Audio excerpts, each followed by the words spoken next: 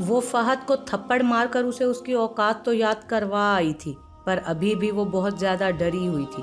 University واپس جانے کا تو وہ سوچ بھی نہیں سکتی تھی۔ فی الحال تو وہ صرف اور صرف اپنے گھر جانا چاہتی تھی۔ سامنے کھڑے رکشے میں بیٹھ کر وہ اسے گھر کا پتہ بتانے لگی۔ یا اللہ، یہ تو مجھے کن گناہوں کی سزا دے رہا ہے؟ فہد میرے پیچھے کیوں پڑ گیا ہے؟ یا اللہ، اسے میرے راستے سے ہٹا دے۔ آج میں نے اسے تھپڑ مارا ہے، نہ جانے اب وہ کیا کرے گا۔ وہ بہت کوشش کرنے پر بھی اپنے آنسو نہ روک پائی اور چہرے چادر میں چھپائے اپنے آنسو صاف کرنے لگی۔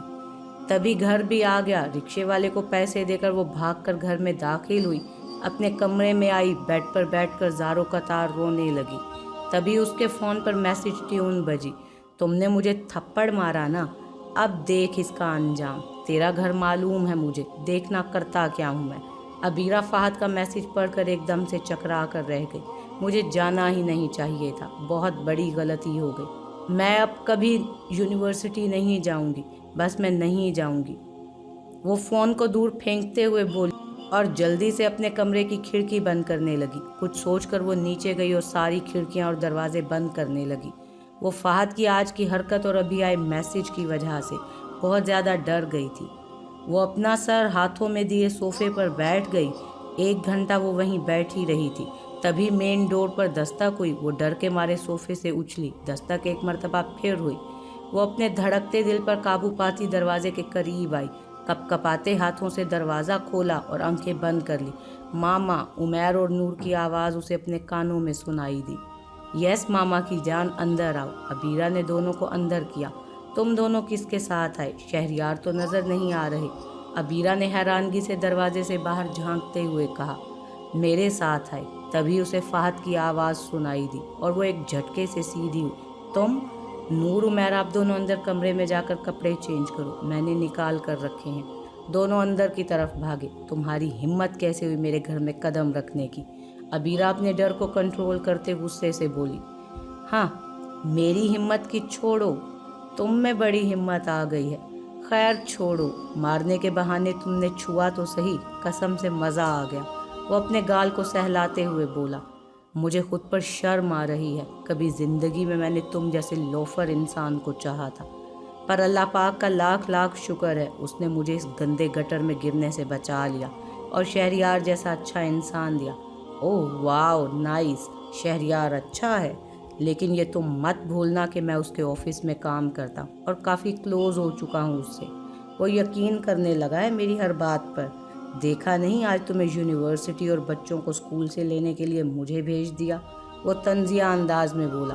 فہد، ابھی کے ابھی نکلو یہاں سے، ورنہ میں گارڈز کو بلوا کر بے عزت کر کے نکلواؤں گی تمہیں باہر یہاں سے۔ عبیرہ کو مزید غصہ کنٹرول کرنا مشکل ہو رہا تھا۔ زیادہ اوور ہونے کی ضرورت نہیں ہے عبیرہ میڈم، دیکھنا ایک دن میں تمہیں اس گھر سے دھکے مار کر نکلواؤں گا، وہ غصے سے کہتا پلٹ گیا۔ عبیرہ نے جلدی سے دروازہ بند کیا۔ وہ واقعی آج اس کے گھر تک پہنچ گیا تھا۔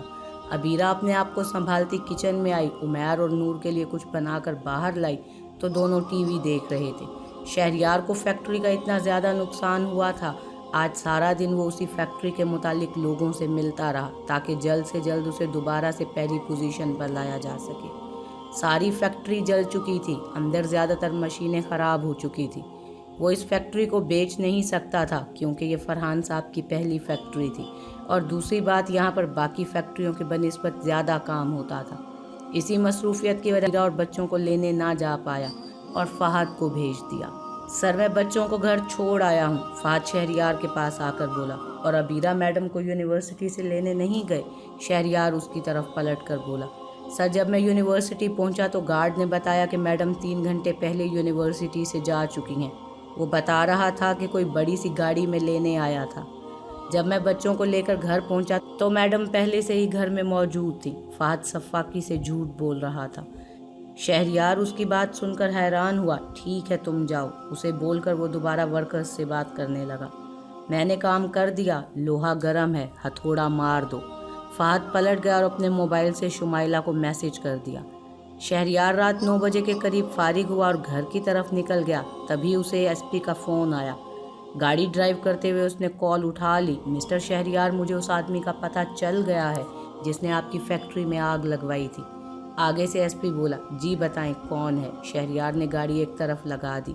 आगे से एसपी ने जो नाम बताया उसे सुनकर शहरयार के हाथ एक पल को कांपे। आप कंफर्म बता रहे हैं, कोई गलत फहमी तो नहीं हुई? शहरयार अपने आप को संभाल कर बोला, ऑफ कोर्स, मैं आपको वीडियो और तस्वीरें भेजता हूँ। एसपी ने अगले 2 मिनट में सब कुछ भेज दिया, जिसे देखकर वो एक पल के लिए सकते में चला गया। ओह गॉड, मुझे यकीन नहीं आ रहा। आज पता चला कोई पीठ पीछे छुरा कैसे घूमता है, वो दुख भरे लहजे में बोला। सर को झटकते हुए उसने गाड़ी स्टार्ट की। कुछ देर के बाद वो घर पहुंच गया। वो परेशान सा घर आया तो उमर और नूर हॉल में खेल रहे थे। दोनों को प्यार करके वो इधर उधर देखने लगा तो एक तरफ किचन में अबीरा खाना बनाते हुए दिखाई दी। शहरयार अपना कोट और बैग सोफे पर रखता किचन में आया। खाने में कितनी देर है, बहुत भूख लगी है। वो अपनी शर्ट के बाजू फोल्ड करते हुए उसके करीब आकर बोला, हाँ बस बन गया, आप फ्रेश हो जाएं। वो रोटियां बनाते हुए बोली, तुम्हारी तबीयत तो ठीक है ना? शहरयार को उसका चेहरा बहुत थका हुआ सा महसूस हुआ। हाँ वो बस थोड़ी सी थकावट हो गई है, वो रोटियां पकाते हुए बोली। थोड़ी सी थकावट? इधर देखो। शहरयार ने उसका चेहरा अपनी तरफ किया और उसके माथे पर हाथ रखा। ये थोड़ी सी थकावट है, बुखार हुआ है तुम्हें और तुम इधर लगी हो। छोड़ो इसे, मैं बाहर से खाना मंगवा लेता हूँ। शहरयार चूल्हा बंद करते हुए बोला, मामूली सा बुखार है, मैं ठीक हूँ और खाना बिल्कुल तैयार है।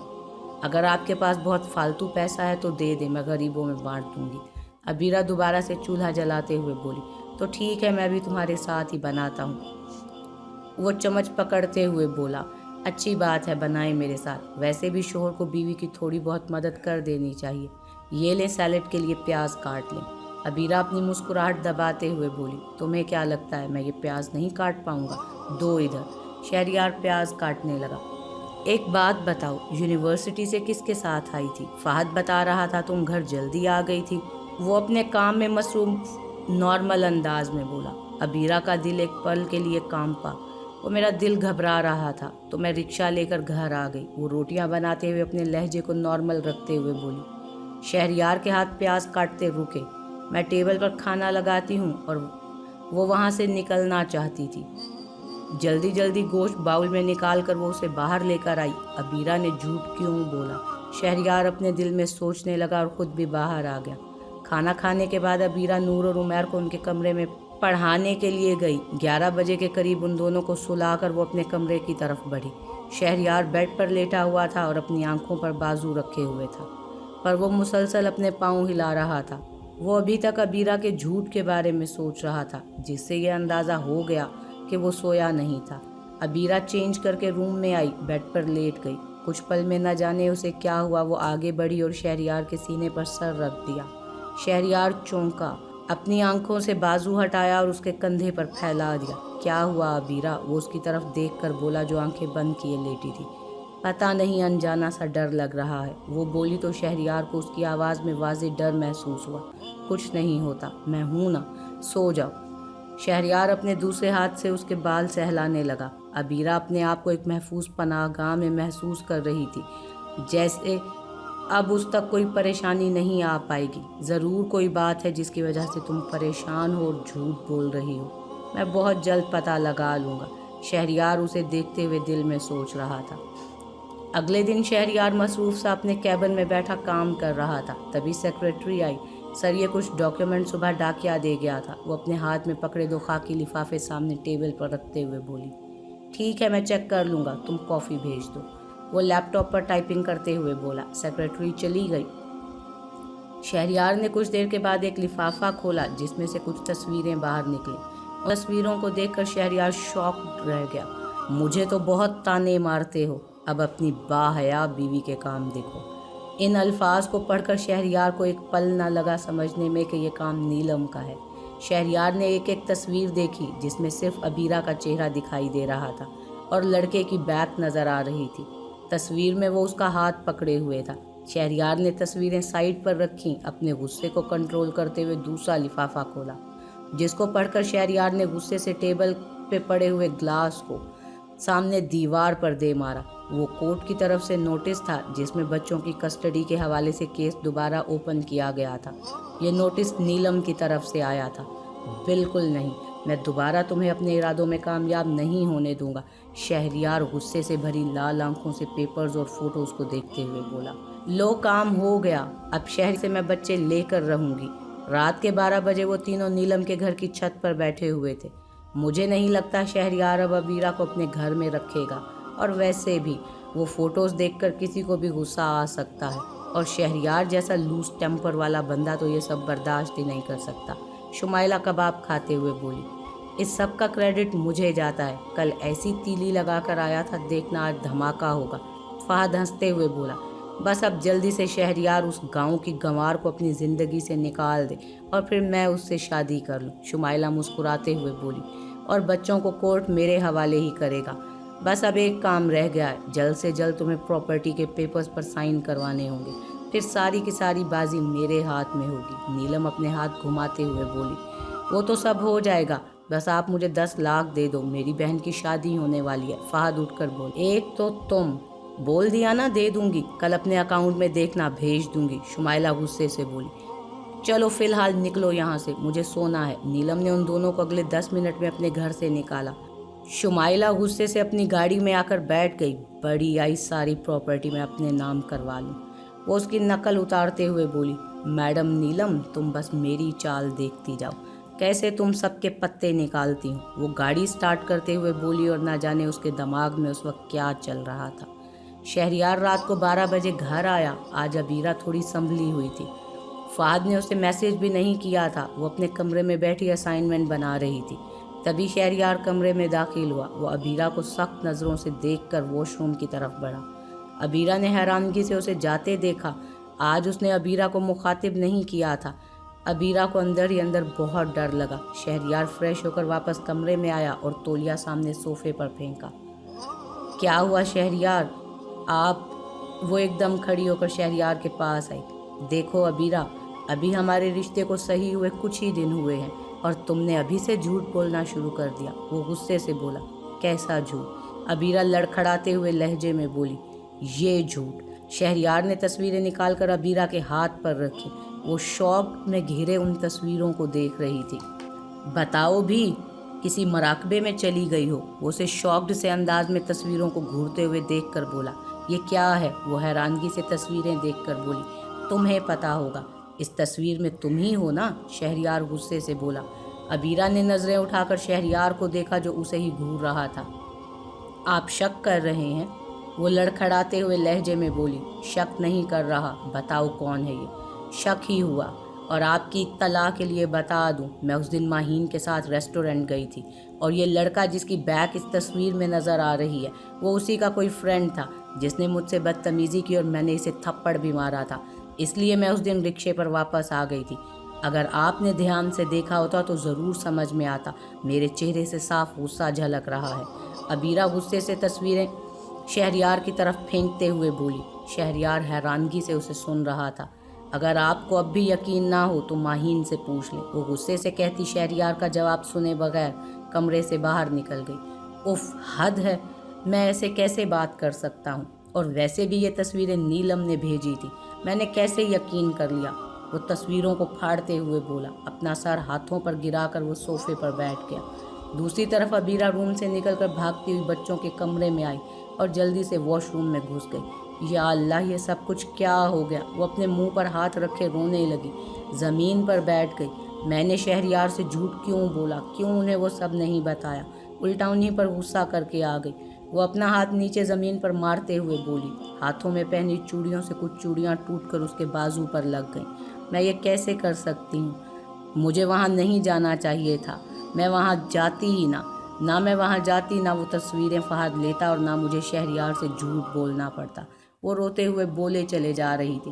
اپنے آپ کو سنبھال کر وہ اٹھی، منہ دھو کر واش روم سے باہر نکلی۔ کمرے میں واپس جانے کی تو ہمت نہیں ہو رہی تھی، تو وہ کچن کی طرف آئی۔ یہ ابھی تک نہیں آئی، میں خود ہی دیکھتا ہوں۔ شہریار کافی دیر سے بیٹھا انتظار کر رہا تھا، پر ابیرا ابھی تک کمرے میں واپس نہیں آئی تھی، تو وہ اپنے دل کے ہاتھوں مجبور ہو کر خود ہی باہر چلا گیا۔ وہ سیدھا باہر آیا، ہال میں نظر دوڑائی تو ابیرا نظر نہ آئی۔ دوسری طرف کچن سے کچھ آوازیں سنائی دیں تو وہ سیدھا کچن کی طرف آ گیا۔ وہ دروازے میں آ کھڑا ہوا۔ سامنے وہ سنک میں رکھے برتنوں کو دھو رہی تھی اور ساتھ ساتھ رو بھی رہی تھی۔ شہریار کو خود پر غصہ آیا. وہ چلتا ہوا اس کے پیچھے کھڑا ہوا. عبیرہ اس کی موجودگی محسوس کر چکی تھی پر مڑی نہیں. وہ "I'm sorry بیگم." تبھی پیچھے سے شہریار نے اسے حق کرتے ہوئے کہا. عبیرہ کو ایک بار پھر رونا آ گیا. آئی نو میرا لہجہ بہت خراب تھا. وعدہ میری جان آج کے بعد کبھی اس طریقے سے بات نہیں کروں گا. وہ اس کے کندھے پر ٹھوری رکھے ہوئے گویا ہوا. عبیرہ سے اور برداشت نہیں ہوا. وہ ایک دم سے مڑی اور اس کے سینے سے لگ کر رونے لگی. شہریار نے اسے اپنی محفوظ پناہوں میں لیا. وہ کچھ بول نہیں رہی تھی، بس روئے چلی جا رہی تھی. عبیرہ پلیز چپ کر جاؤ. "I'm sorry نا." شہریار دوبارہ بولا، لیکن وہ روتی رہی. آج شاید وہ سارے غم آنسو کے راستے بہا دینا چاہتی تھی. شہریار پریشان ہو گیا. اس نے عبیرہ کو علیحدہ کر کے اپنے پاس بڑے اسٹول پر بٹھایا اور اسے ایک گلاس پانی پلایا. جیسے ہی وہ کچھ تھوڑی نارمل ہوئی، شہریار کی طرف نہیں دیکھ پا رہی تھی وہ، اس لیے اپنی نظریں نیچے کیے ہوئے تھی. یہ کیسے ہوا؟ شہریار کی نظر اس کی کلائی پر پڑی.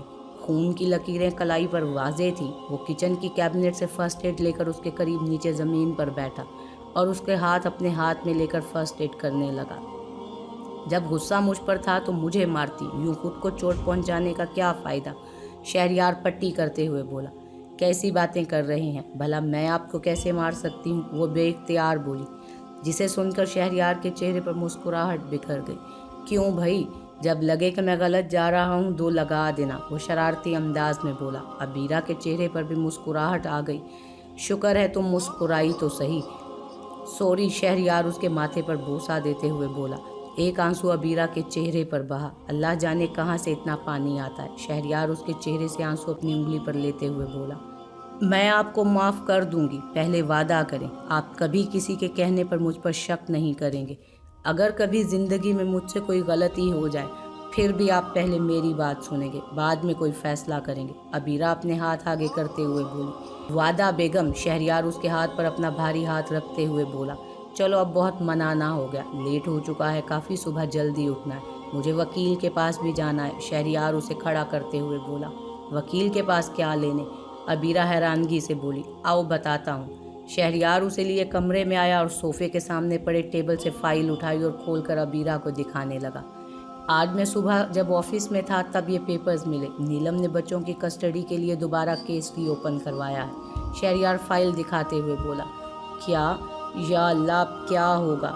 کہیں وہ ہم سے عمیر اور نور کو چھین نہ لے." عبیرہ پر یہ خبر بہت بری طرح گری. "ایسا ممکن نہیں ہے. مجھے شہریار فرحان کو ہرانا اتنا آسان نہیں، اور ویسے بھی یہ کیس بہت کمزور ہے، صرف ایک پیشی کی مار ہے." شہریار فائل کو الماری میں رکھتے ہوئے بولا. اگر اس نے بچوں کو چھین لیا شہریار، میں ان دونوں کے بغیر نہیں رہ سکتی." عبیرہ روتے ہوئے بولی. "میں ہوں نا، میں ایسا نہیں ہونے دوں گا." شہریار اسے اپنے ساتھ لگاتے ہوئے بولا. عبیرہ کی حالت دیکھ کر شہریار اسے یہ نہیں بتا سکتا تھا کہ نیلم بھی یہ کیس جیت سکتی ہے. وہ ایک جھوٹی عورت ہے اور اپنے مفاد کے لیے کسی بھی حد تک گر سکتی ہے. "سو جاؤ، کچھ نہیں ہوگا." شہریار اسے بیڈ پر لٹاتے ہوئے بولا. پر عبیرہ کو اب نیند کہاں آنے والی تھی. وہ اس وقت آفس میں بیٹھا ہوا تھا. بچوں کے کیس کی وجہ سے وہ کافی پریشان بھی تھا. فہد اجازت لے کر آفس میں آیا. "بولو فہد، کیا کام ہے؟" شہریار لیپ ٹاپ پر مصروف انداز میں بولا. "سر، یہ کچھ فائلز تھیں، اس پر سائن چاہیے." وہ فائلوں کو ٹیبل پر رکھتے ہوئے بولا. شہریار نے گردن ہلا کر فائلز پکڑی اور ان پر سائن کرنے لگا. تبھی اس کے وکیل کا فون آیا. کال کو بلوٹوتھ کے ساتھ اٹیچ کر کے وہ وکیل سے بات کرنے لگا اور جلدی جلدی بنا دیکھے پیپر سائن کرنے لگا. سائن مکمل کر کے فائل سائٹ پر کی. فہد نے جلدی سے فائلز پکڑی اور مسکراتے ہوئے باہر نکلا. "کام ہو گیا." فہد شمائلہ اور نیلم کے نمبر پر میسیج کرنے لگا اور اپنی سیٹ پر آ کر بیٹھ گیا. شہریار وکیل کی بات سن کر تھوڑا پریشان تھا. تبھی عزیر صاحب آفس میں داخل ہوئے. "کیسے ہو برخوردار؟" وہ اندر داخل ہوتے ہوئے بولے. شہریار نے فون بند کر دیا. "ٹھیک ہوں، آپ کیسے ہیں؟" وہ انہیں کرسی پر بٹھاتے ہوئے بولا. "مجھے فیکٹری کا سن کر بہت افسوس ہوا. وہ فیکٹری بھائی صاحب کی پہلی فیکٹری تھی اور اسے ہی آگ لگ گئی." وہ دکھی لہجے میں بولے. "جی، جو ہوا اچھا تو نہیں ہوا، پر کیا کر سکتے ہیں، اس میں اللہ پاک نے ہمارے لیے کوئی بہتری ہی رکھی ہوگی."